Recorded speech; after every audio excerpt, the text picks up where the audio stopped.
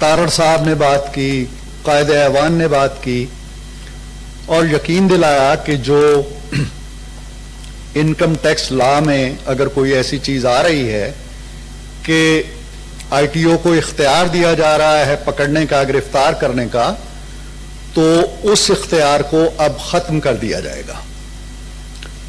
तो मुझे इस सादगी पे बड़ी हैरत हुई कि क्या इस ऐवान के बहुत ही सीनियर लोग ये समझते हैं कि गिरफ्तारी के लिए किसी कानून की जरूरत होती है या किसी कायदे और ज़ाब्ते की जरूरत होती है। मैंने इससे पहले भी एक दिन अर्ज किया था, अभी फरोग नसीम साहब तशरीफ ले गए हैं, उन्होंने बड़े तयक्कुन से कहा जी कि कौन लोग हैं यहाँ पे, सब के सब पुराने केसेस बने हुए हैं और सब के सब वही चल रहे हैं और सब के सब वही जेलों में जा रहे हैं। मैं एक टेस्ट केस के तौर पे जनाब चेयरमैन अपनी जात का तज़किरा मैं इसलिए नहीं कर रहा हूं कि मैं हूं, सिर्फ एक टेस्ट केस के तौर पर जो इस रिजीम के दौरान हुआ, इसी ममलकत के दौरान हुआ, इसी तहरीक इंसाफ की हुकूमत के दौरान हुआ कि आधी रात के वक्त मेरे घर पे छापा पड़ा और मैं रात के सोने के कपड़ों में लेटा हुआ था, स्लीपिंग ड्रेस में। सोने के कपड़े से मुराद गोल्डन ड्रेस नहीं है। तो मैं बाहर निकला, मेरे हाथ में कलम था, मैंने कुंडी खोली तो देखा कि पूरी गली गाड़ियों से भरी पड़ी है, पुलिस है, सफेद कपड़ों में लोग हैं। तो मैंने कहा पता नहीं क्या हो गया। मैंने पूछा क्या हुआ, कि जी बस आप चले हमारे साथ। मैंने कहा कोई वारंट है, कोई और चीज है, कोई एफआईआर है? कहने लगे जी कुछ नहीं है, बस चले। मैं बड़ी मुख्तसर कर रहा हूं इस कहानी को। मुझे वो ले जाते हैं, रात को हवालात में रखते हैं, अगले दिन मेरे हाथ में हथकड़ी डालते हैं, आई मीन मिड 70s, हथकड़ी डाल के एक मजिस्ट्रेट के सामने ला खड़ा करते हैं और वो हुक्म देती है कि जी इसको 14 दिन के लिए जेल भेज दो। केस मेरे ऊपर ये बना कि जी तुम्हारा कोई मकान है, उसमें कोई किराएदार आया है और तुमने पुलिस को बताया नहीं है कि कौन किराएदार है, ना वो मेरा मकान है और वो किराएदार 2 दिन उसमें पहले आता है। तो मैं हथकड़ियां लगे हुए मजिस्ट्रेट के सामने जाता हूं और जब जेल में भी जाता हूं तो स्पेशल सिक्योरिटी जोन जो है, जो टेररिस्टों के लिए है और जहां 5 दहशतगर्द एक कोठड़ी में जमा हैं, छठा मैं उसमें दाखिल कर दिया जाता हूं। ये एक छोटी सी कहानी है इस माशरे की। किसी ने उसके बाद नहीं पूछा कि क्या हुआ, कोई इंक्वायरी नहीं हुई, कोई मुझे टेलीफोन तक नहीं आया कि जनाब ये बड़ी ज्यादती हो गई है। इस ऐवान के अंदर मैं आज पहली दफा इंकशाफ कर रहा हूं कि कायदे ऐवान मेरे शागिर्द हैं। जब मैं कॉलेज में पढ़ाता था तो ये बड़े होनहार तलबा में होते थे और आज भी माशाअल्लाह बड़े होनहार हैं, लग रहे हैं। और ये मेरी तरबियत का असर है, अगरचे मेरी तरबियत से हट के भी कुछ हरकत सकनात हो जाती हैं, लेकिन हैं बहरहाल। तो मेरे कहने का मतलब ये है कि ये हम किस रियासत में रह रहे हैं, किस मुल्क में रह रहे हैं, और किसी ने कोई बात पुरस नहीं की। कोई तो था ना पीछे, कोई तो एजेंसी थी, कोई तो इदारा थी जिसने ये हुक्म दिया। तो मुझे नहीं खबर कि आज भी ये तहकीक हो सकती है या नहीं हो सकती है, या आप भी इस तहकीक के बारे में कुछ कह सकते हैं या नहीं कह सकते, मेरा कोई मुतालबा नहीं है उसका।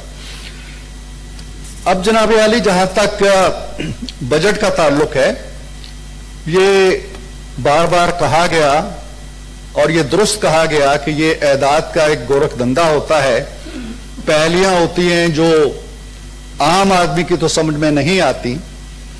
हालांकि बजट किसी भी हुकूमत की हिकमत कार होती है, किसी हुकूमत की मनसूबाबंदी होती है, किसी हुकूमत की सोच होती है, किसी हुकूमत का लाए अमल होता है कि उसने आगे चल के क्या करना है, कौम को किस तरह तरक्की देनी है, अवाम को किस तरह खुशहाली देनी है, दिफा को किस तरह मजबूत करना है, तालीम पे क्या करना है, एग्रीकल्चर पे क्या करना है, सेहत पे क्या करना है। ये गोया पूरी एक स्कीम होती है। यहां हमें कोई स्कीम नजर नहीं आती, कोई फिलॉसफी नजर नहीं आती, कोई हिकमत कार नजर नहीं आती, एक स्कैटर्ड किस्म का माहौल नजर आता है। यहां पे तालीम का मैं इसलिए जिक्र करना चाहता हूं कि मेरा ताल्लुक तालीम के शोबे से रहा है कि जब गुज़श्ता हुकूमत जाती है تو وہ 2.4 پہ چھوڑ کے جاتی ہے جی ڈی پی کا جو خرچ ہو رہا تھا ایجوکیشن کے اوپر. اور ہماری اس حکومت نے جو ابھی بھی دعویٰ ہوا چند منٹ پہلے کہ ہم تعلیم پہ بہت توجہ دے رہے ہیں، لاسٹ ایئر انہوں نے 1.5 تعلیم کو دیا 2004 سے نیچے آ کے. اب 2+ شاید تجویز کیا جا رہا ہے، اللہ کرے یہ ہو. اور ہماری حالت یہ ہے، میں یہ نہیں کہتا کہ انہوں نے یہ حالت کی ہے، گزشتہ حکومتوں نے بھی کی ہوگی، لیکن اس حالت کی اصلاح کہاں تک ہو رہی ہے؟ 3 سالوں میں کتنا آگے گئے ہیں. ہمارے سری لنکا کو دیکھیں، مالدیپ کو دیکھیں، بھوٹان کو دیکھیں، انڈیا کو دیکھیں، بنگلہ دیش کو دیکھیں، نیپال کو دیکھیں، سب کا لٹریسی پرسنٹیج ہم سے آگے جا رہا ہے. ہم سب سے پیچھے ہیں. اور ہمارے ساتھ لنک ہوتا ہے صرف ایک ملک جس کا نام ہے افغانستان. ایسا کیوں ہے؟ کیوں 50 لاکھ مزید بچے پچھلے 3 سال میں چلے گئے ہیں، اسکولوں سے باہر ہو گئے، بلکہ داخل ہی نہیں ہو سکے؟ اور ان کی تعداد دنیا بھر میں، پاکستان میں جو شرح ہے اس وقت کوئی 2.5 کروڑ بچہ اسکولوں سے باہر ہے. یہ ہمارا درد ساری نہیں ہے، یہ ہماری ترجیحات ہی نہیں ہے، یہ ہماری سوچ کے فکر کے کسی خانے میں فٹ ہی نہیں ہوتا. اور پھر ہائر ایجوکیشن کمیشن کا کیا حال ہم نے کیا وہ آپ کے سامنے ہے. کس طرح چیئرمین کی تذلیل کی گئی، ایک آرڈیننس جاری کر کے ان کو گھر بھیج دیا گیا قبل از وقت، اور کس طرح اس کے فنڈز جو ہیں ان میں کمی کی گئی. اب بھی یہ کہا گیا ہے کہ جی ہم نے 42.50 ترقیاتی بجٹ رکھا ہے اس دفعہ، جبکہ پی ایم ایل این کی حکومت کے آخری سال میں یہ بجٹ تھا 46%، تو 46 ارب روپے. اور کرنٹ بجٹ اس وقت رکھا گیا ہے 66 ارب، اور پچھلے سال تھا 65.2. اور 65.2 کا حال یہ تھا جناب چیئرمین کہ ہماری جو یونیورسٹیز ہیں، جامعات ہیں، ان کو تنخواہیں نہیں مل رہی تھی. ریسرچ کو جانے دیجئے، لائبریریوں کو جانے دیجئے، لیبارٹریز کو جانے دیجئے، اور باقی ترقیاتی منصوبوں کو جانے دیجئے. تنخواہوں کے لیے خاص طور پر خیبر پختونخوا یونیورسٹیز کے جو لوگ ہیں، جو اساتذہ ہیں، جو عملہ ہے، وہ سڑکوں پہ چیختا رہا. کچھ کو کہا جی 1 مہینے کی لے لیں، کچھ کی 6 مہینے کی تنخواہیں نہیں ملی. یہ اس بجٹ میں سے تھا جو 65.2 تھا، اور اب 66 کر دیا گیا ہے، اور یہ بہت بڑی چھلانگ تصور کی جا رہی ہے. اور یونیورسٹیوں کی تعداد کتنی ہے جناب چیئرمین؟ 138 یونیورسٹیاں ہیں، اور ان کے اگر سب کیمپسز ملا دیے جائیں تو 230 کی تعداد بنتی ہے. اتنی بڑی تعداد کو کیٹر کرنے کے لیے اتنا قلیل بجٹ جو ہے، میں سمجھتا ہوں کہ یہ بہت ہی ناکافی ہے. تعلیم کے ساتھ زیادتی ہے. تعلیم مستقبل کی انویسٹمنٹ ہے، مستقبل کی سرمایہ کاری ہے. 2.5 کروڑ بچہ ہمارا اسکول جا نہیں رہا، اور جو ہائر ایجوکیشن تک پہنچتا ہے وہ بہت کم تناسب ہے اس کا. اور اس بچے کو بھی ہم کیا دے رہے ہیں؟ کچھ نہیں دے رہے. اس کے ٹیچروں کی تنخواہیں بھی. آپ کے صوبے کے بارے میں جناب چیئرمین، میں کل یہ پڑھ رہا تھا کہ ایجوکیشن ایک سبجیکٹ ہے جو یونیورسٹیوں میں بھی پڑھایا جاتا ہے. ایک بھی پی ایچ ڈی نہیں ہے پورے صوبے کے اندر جس نے ایجوکیشن میں پی ایچ ڈی کر رکھا ہو. 1/3 یونیورسٹیاں آپ کی سٹاف سے خالی ہیں، اساتذہ ہی نہیں ہیں. پوچھا جائے، یہاں تو مجھے وہ ذرا زیادہ نظر نہیں آ رہے، کس سے پوچھیں ہم کہ پروفیشنل ٹریننگ کا کیا ہو رہا ہے، اساتذہ کی تربیت کا کیا ہو رہا ہے؟ جو لوگ جا رہے ہیں یونیورسٹیوں کے اندر پڑھانے کے لیے، کالجوں کے اندر پڑھانے کے لیے، ان کی تربیت کا کیا اہتمام ہو رہا ہے؟ کتنا پیسہ اس کے لیے ہم وقف کر رہے ہیں؟ اور جناب عالی، ایک اور بڑی دلچسپ چیز ہے جو سرکاری ملازمین کے حوالے سے 10% اضافہ کیا گیا ہے، اور تاثر یہ دیا جا رہا ہے کہ جیسے ان کے گھروں میں اب دودھ اور شہد کی نہریں بہنا شروع ہو جائیں گی. یہ 10% آپ تصور کیجئے اس رقم پہ ہے جو آج سے 3 سال پہلے ان کی جیب میں تھی. مثلا میری جیب میں 3 سال پہلے 100 روپیہ تھا. انہوں نے جب ڈی ویلیویشن کی تو وہ 100 روپیہ رہ گیا 70 روپے کا. اب اس میں سے آپ مہنگائی کو نکالیے جو افراط زر کی شرح ہے، بجلی کے بلوں کو نکالیے، گیس کو نکالیے، باقی اشیاء ضرورت کو نکالیے جو ایک موقع پہ 24% پہ ہماری افراط زر کی شرح جو ضروری اشیاء ہیں ان کی چلی گئی تھی، تو 30 روپے اور نکال لیجئے. تو 100 میں سے پیچھے 40 روپے رہ جاتے ہیں میری جیب کے اندر. ان 40 روپوں کے اوپر انہوں نے 10% مجھے دے کے وہ 40 جو تھے وہ 44 بنا دیے. میرے 100 چھین کے 44 کر دیے ہیں. اور وہ جو شعر ہے نا کہ شمار اس کی سخاوت کا کیا کروں کہ جو شخص چراغ بانٹتا پھرتا ہے پھوڑ کر آنکھیں. پہلے آنکھیں پھوڑی ہیں اور اب چراغ بانٹ کے کہہ رہے ہیں جی کہ یہ روشنی ہے اور آپ دیکھو. تو یہ آج کے اخبارات میں ایک اور بڑی دلچسپ چیز میں نے دیکھی ہے جناب اسپیکر کہ سرکاری ملازمین کے جو میڈیکل بلز ہیں, جو ان کے علاج معالجے کے لیے رقم لگتی ہے, ری ایمبرس ہوتی ہے بعد میں, اس پہ بھی ٹیکس لگ گیا ہے. اس پہ بھی ٹیکس لگا ہے اور اس پہ بھی ٹیکس لگا ہے جو ان کا پروویڈنٹ فنڈ ہے, اس پہ بھی ٹیکس لگ گیا ہے جو ان کی پینشن کے رقوم جمع ہے. اور اس مد میں سے 10 ارب روپے نکالے جا رہے ہیں. اس کا کہیں ذکر نہیں ہے. یہ ڈکے چھپے چوری کے راستوں سے یہ پیسہ ان سے جو 10% دے کے آپ یہ کام کر رہے ہیں ان کے ساتھ, تو یہ بڑی زیادتی ہے, بڑے ظلم کی بات ہے. اس کو حقیقت کی نگاہ سے صبح ایک تجویز آئی تھی کہ جی یہ کم از کم شرح 20% ہونی چاہیے, لیکن اس پہ کوئی دھیان دیا جاتا ہے یا نہیں دیا جاتا ہے, میں اس پہ کچھ نہیں کہہ سکتا. مزید سر اس میں بات ہوئی ہے یہاں پہ علی ظفر صاحب نے کی کہ جی ایک کمیشن یا کوئی طریقہ کار ہونا چاہیے آزادی اظہار رائے کے حوالے سے. میں آپ کی یاد دہانی کے لیے بھی جناب چیئرمین کہنا چاہتا ہوں کہ میں نے ایک تقریر میں یہ مسئلہ اٹھایا تھا اور آپ نے بڑی نوازش فرمائی تھی اور کہا تھا کہ ہم مل بیٹھ کے اس پہ کوئی کمیٹی بناتے ہیں یا کوئی کمیشن بناتے ہیں یا کوئی اس کا طریقہ کار سوچتے ہیں. تو میں پھر اپنی اس گزارش کو دہرانا چاہتا ہوں. یہ ایک بڑا ستم ہے ہمارے معاشرے کے اندر. آزادی اظہار رائے جب مر جاتی ہے, جب کچلی جاتی ہے, تو معاشرے گنگے ہو جاتے ہیں, بہرے ہو جاتے ہیں, اندھے ہو جاتے ہیں. ہم اس معاشرے کو کہاں لے جانا چاہتے ہیں؟ جہاں کوئی بول نہیں سکتا, جہاں کوئی لکھ نہیں سکتا, جہاں کوئی اپنی اظہار رائے نہیں کر سکتا, جہاں کوئی اپنی سوچ نہیں دے سکتا, جہاں کسی سے مشاورت کرنا جرم ہو جاتا ہے. تو ایسے معاشرے سے ہم نے نکلنا ہے. اگر یہ صورتحال زندہ رہتی ہے, میں اپنی مثال دے رہا ہوں کہ میں نے 15 دن پہلے ایک کالم لکھا اور میرے اخبار نے کہا جی کہ یہ نہیں چھپ سکتا, اور وجہ اس کی جو بتائی وہ یہ تھی کہ جی 20 سال پہلے آپ نے کہا تھا کہ صدر رفیق تارڑ کو نکالنے کے لیے ایوان صدر سے 4 جرنیل آئے, یہ اور یہ اور یہ اور یہ, اور انہوں نے یہ کہا اور تارڑ صاحب نے یہ جواب دیا.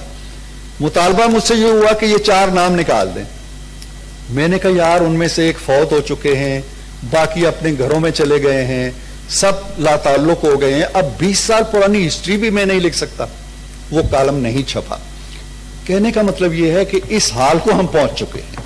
یعنی آپ اپنی تاریخ بھی بیان نہیں کر سکتے. جب سکوت ڈھاکہ ہوا اس کو تو چھوڑ دیں نا, وہ تو بہت پرانی بات ہو گئی. شاید ہم ابھی جو یہ ہوتا ہے جی کہ ہم یکساں سلیبس بنا رہے ہیں, اس کا بھی میں بتاؤں کہ یہ سلیبس پہ بات نہیں چلی تھی.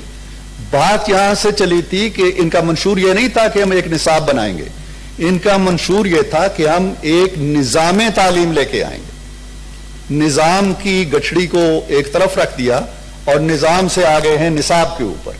نظام چونکہ وہاں پہ پھر یہ کہیں گے جی کہ بڑے بڑے مافیاز ہیں, ہم یہ نہیں کہہ سکتے کہ جو ایڈورڈ کالج میں پڑھایا جا رہا ہے وہ اکوڑا خٹک میں بھی پڑھایا جائے, یا جو ایچیسن کالج میں پڑھایا جا رہا ہے وہ جامعہ اشرفیہ میں بھی پڑھایا جائے. یہ ہم نہیں کر سکتے. لہذا وہاں سے چھلانگ لگا کے آگے نصاب اب نصاب تعلیم کے اندر کیا ہے؟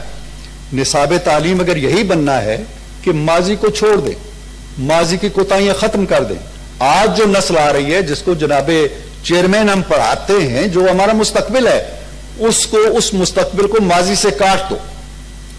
تو وہ تو ایسے ہی ہوگا کہ ایک ایسا درخت ہم اگانا چاہتے ہیں جس کی جڑیں نہیں. وہ درخت کیسے اگے گا, کیسے پروان چڑھے گا, کیسے پھل لائے گا, کیسے پھول لائے گا, کس طرح ہریالی لائے گا؟ ہم ایک ایسی نسل پیدا کر رہے ہیں جو گنگی, بہری ہو, اندھی ہو, ماضی سے بے خبر ہو. کیونکہ یہ نام کچھ مقدس ہیں, یہ واقعات کچھ مقدس ہیں, یہ حوالے کچھ مقدس ہیں, ان کا ذکر ہم نہیں کر سکتے.